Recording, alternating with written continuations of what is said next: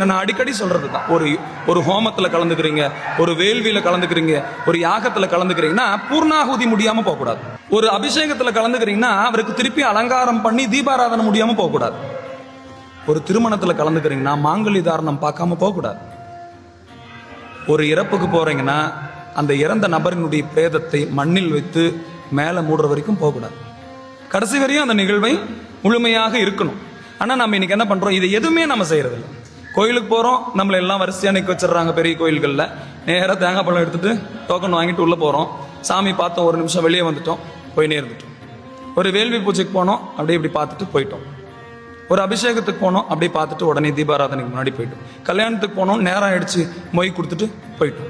சாவுக்கு போனோம், ஒரு மாலையை போட்டு அடக்காங்கிற வரை இருக்க முடியாதுங்க, டைம் ஆயிடுச்சுன்னு போயிட்டு. எதையாவது நாம் முழுமையா செய்யறோமா?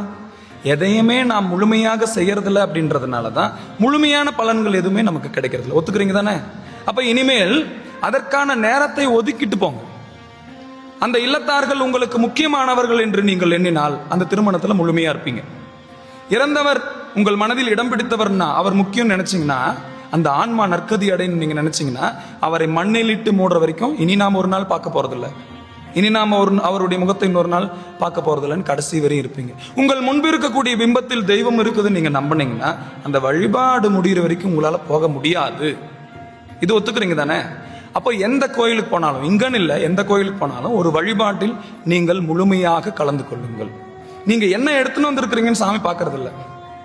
நீங்க என்ன எண்ணத்துல வந்திருக்கிறீங்கன்னு சாமி பார்ப்பார். உங்களை எதிர்நோக்கி தான் சாமி எதிர்நோக்கி காத்திருக்கிறார் ஒழிய நீங்கள் கொண்டு வரக்கூடிய பொருட்களை எதிர்நோக்கி இல்லை. ஏன்னா அந்த பொருட்கள் எல்லாம் அவர் கொடுத்தது. அந்த பொருட்கள் எல்லாம் அவர் கொடுத்தது. நம்முடைய முயற்சியினால் நம்ம ஒரு அணுவை உருவாக்க முடியுமா? உருவாக்கவே முடியாது. எல்லாம் அவர் கொடுத்தது.